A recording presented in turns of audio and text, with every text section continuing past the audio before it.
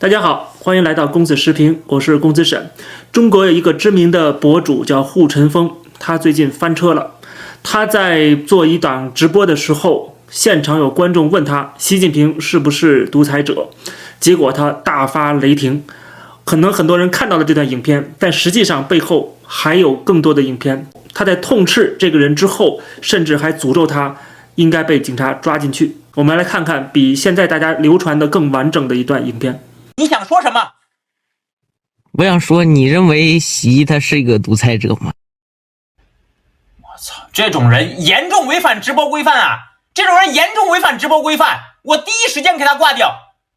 这种人疯了吧？这种人是不是疯了？我的天哪，这种人太可怕了！这种人肯定有人找他的，这种人肯定有人找他，这种人疯掉了，这种人。你怎么能违反直播规范呢？我的天哪！我第一时间给他挂掉了啊！这种人，你自己承担自己的法律后果。我的天哪！这种人太可怕了！这种人已经不是说喝不喝茶这么简单了，你就看你进不进去吧，知道吧？你搁我这儿口嗨，是吧？不是喝不喝茶了，知道吗？就这货就等着进去吧。来我直播间，咱们大家聊聊各自的观点，是不是啊？聊点正能量的事儿就行了嘛。在这次直播之后，他的 B 站被封禁，不知道是短期的封禁还是永久封禁，一段时间之内他不能再发布任何的影片了。那么现在网络上有很多人在谈论这件事情，很多人给出了这个自己的分析，就说当时有人问到这个问题的时候，他的反应过于激烈，很明显他并不懂现在中国的审查机制和这个目前从政府的角度如何来处置这样的一种情况，就是其实你要尽可能的减少这句话所带来的信息量，就是遇到这种事情，你第一时间把它删掉啊，把它禁言，甚至关闭这个直播就完事儿了，就好像这件事情从来没有发生过啊，这是最佳策略。但是你就着这个话题继续在阐述自己的观点，虽然你没有说到习近平，没有说到独裁者的问题，但是你一直在批判这个人，这怎么能提出这个问题呢？你怎么能够问这个问题呢？你不停的在这讲这种话的时候，那么其实给大家带来更多的信息量。很多人没有看到前面那句话的人，可能反而要去看，那个人问了什么啊？到底是什么问题让他这么恼火，对吧？反而会激起大家的兴趣。你这样这个事情就更加的发酵，有更多人知道这个问题。那么对政府来讲，那就是产生了更大的负能量哈。所以他的处理手法首先就是有严重的错误，以至于他最后被封禁。他等于是在这个事件上火上浇油了。那么对他来讲，他这肯定是一种本能的反应，就是说，你这不是害我吗？你怎么能够问这样的问题啊？但是其实，在某种程度上，这也反映出护城风本人的政治态度，就是他要讲究政治正确。当然这也可以理解，这是出自于他的一种恐惧心理，他害怕被封号，他害怕接触到这些政治敏感的议题。那一般什么样的人害怕接触到政治敏感的议题呢？我觉得如果是平时就会看这些内容的，对吧？比如说像什么高晓松啊，什么袁腾飞这样的人，他可能处理方法就可能会回避啊，那不会像这个人护城风这样反应这么激烈，甚至后面去咒骂这个提出问题的人，甚至要把他扭送到公安局那种感觉啊。这也证明了护城风本人不是个自由派，不是个有自由民主理念的人。那其实我们看之前他曾经讲过的一段话也能看得出来，就是针对这个中国的流浪犬的问题，他曾经发了一个长篇大论，说应该全面捕杀流浪的猫狗，而且以最低成本无害化处理，甚至还不能安乐死，因为太贵了啊，成本太高，用最低的成本啊，就是你根本不属于生态链的一部分，你是在破坏生态平衡。甚至他说，去喂养这些流浪猫狗的好心人应该承担民事及刑事责任啊，就应该把你们抓起来判刑。所以你可以看他对流浪猫狗的态度和对这些关爱动物的这些人士的态度，可以看得出来，他恨得咬牙切齿啊。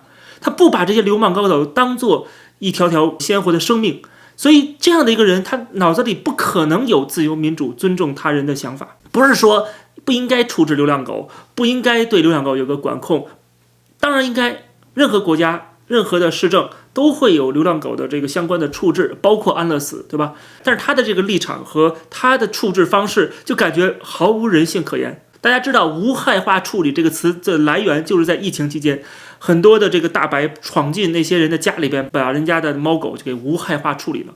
他们其实就是在屠杀动物，伤害生命啊，但是他们用了一个词儿叫无害化处理，这个护陈峰用的得心应手，就看到他的这种凶狠的样子，就感觉不是一个善良的人啊。但是他做的事情容易给大家一个误解，就是他拍了很多影片，他的影片的亮点就是经常去一些超市啊，告诉大家100块钱能买什么东西啊，给大家展示不同的城市、不同的地区，给大家展示100元的购买力，他是靠这种购买力影片火起来的。这给人大家一种误解，好像他很关心底层劳苦民众似的。但实际上，我认为他只是找到了一个这个自媒体的赛道，选择了一种议题更好吸引眼球而已。比如说，他专门的每个月都要展示一下自己的收入，是不是赚的钱比之前更多了？各位网友见股东汇报3月份我在全网的收入情况。目前我在 B 站和微博有收入，3月份收入再创历史新高。我在3月份的税前总收入为74457元。所以大家不要对他有任何的误解或者幻想，觉得他好像是体恤民间疾苦，展示普通老百姓的生活，对吧？他是这样的一个悲天悯人的感觉，我觉得大家想太多了。他其实就是一个中国社会的底层人士，然后他找到了一个赚钱的机会，仅此而已。但因为他是处于社会底层，所以他拍的影片也反映出了他的周边人和他自己的生活状态。但是这不代表他不想当人上人，他不想成为富裕阶层，他不想把别人踩在脚下，更不代表他对整个国家和社会或者制度的认知很清楚。这其实就反映出了今天中国社会底层的一种普遍的心态。中国社会最大的问题是处于一种等级社会，权力集中，民间社会没有自由，这才是最大的问题。这是当权者为了维护自身的特权，保持了这样的一种状态。那这种状态实际上让底层的人越来越难过。但是有些人像护陈峰这样的人，他实际上不愿意触及根本问题，或者说他也不敢去做出任何的改变，他只想着说，只要我自己能脱离现在的这种苦难就可以了。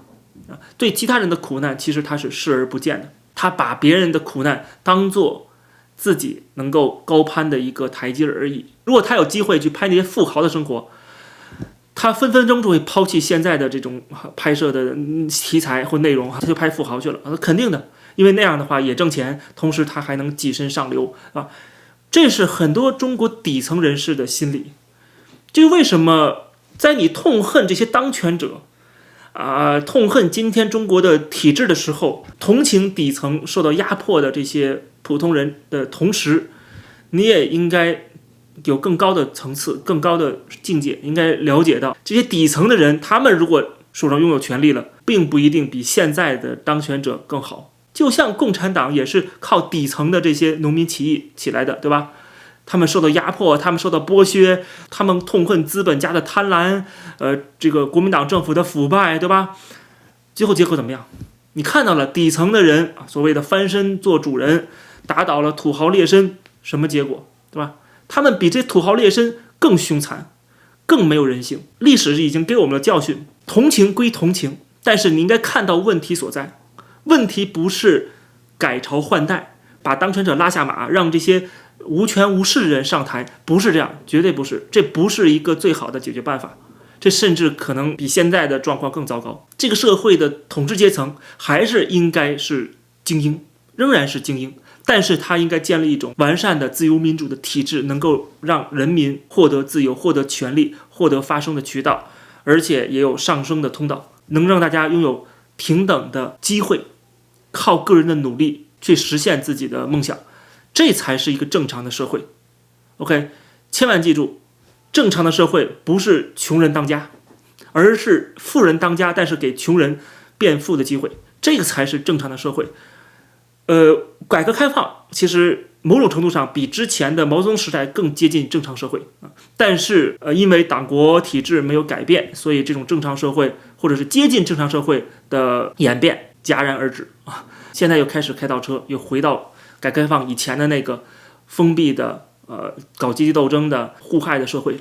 大家再次失去了过去这40年给大家带来的希望。所以在反对共产党的既得利益的同时，我们对那些受到压迫的无产阶级还是应该保持一定的警惕。我们一定要清楚，这两者并不矛盾。我们如果真心的希望中国变好，希望大家都能够活得有尊严，那一定要认清楚中国的问题出在哪儿。到底是不是换一个人当政，换一个人拥有权力就变好了？问题出在人，还是出在这个权力结构本身？这个才是最根本的。所以在骂共产党的同时，你也要小心啊！那些骂共产党的人，他们也有可能是在野的共产党。等他们成为共产党了之后，可能不一定比共产党更好。关键问题在于他有没有意识到中国的问题是出在权力结构，是出在国家的政治和经济体制问题，而不是具体的个人。不管你是身家过亿的富豪，还是说街边的那些小商场贩，人性都是相通的。大家为了自身的利益会做出相应的选择。我们看到的好像选择是不一样的，那是因为他们身份不同，地位不同。我们看到中国抓过很多的贪官污吏，很多人他们家境很贫寒，然后靠着自己的勤学苦练，最后考试，然后进入体制内啊，一步一步走到了那样的一个职位，然后就疯狂的去捞钱，就好像从来没有见过这么多钱。确实他们从小的生长环境也没有见过这么多钱，所以他们就无比的贪婪。那如果是家境很好的那些人，比如说经过好几代的这财富的积累，可能反而没有这些凤凰男啊穷小子富裕之后得到之后更加贪婪，更加无底线。我经常举个例子嘛，就是说你有时候看到中国的一些暴发户对其他人啊这个吆五喝六的，特别没有素质，没有修养啊，对其他人一点不尊重，反而比这些人有钱的多的那些富豪，包括英国的贵族阶层，他们反而对那些为他们服务的比他们阶层要低得多的劳动大众啊，劳动阶层啊，无产阶级，反而更加的体恤，更加的照顾，更加的有礼貌。那你就说这是跟钱有关系吗？越有钱的人就越横吗？并不是，因为他们多少代人都是有钱人，他们有足够的自信。但是对于这些暴发户来讲，他们是穷苦惯了，当他们真正有钱的时候，反而会不顾一切。然后因为没有接受过良好的公民教育，所以他们就是会这样的表现啊。他们要把过去那个受压迫的经历啊，要加倍奉还啊，然后去压迫其他的人啊，来补偿他们过去的这种情感跟心理缺失。所以说那些 old money 啊，老钱看不起这些 new money 这些新贵，原因就在这儿。当然今天我看到一些互联网新贵，就这些名牌大学毕业的那些学生，他们创造了这些科技财富，我倒觉得还好啊，就是像硅谷啊这些就是科技精英，很多都是 nerd， 对吧？都是编程的啊，都是那种钻研科技的那些人，他们家庭教育也都是比较良好的啊，都是中产阶级的家庭出身。某种程度上，我觉得其实还好啊。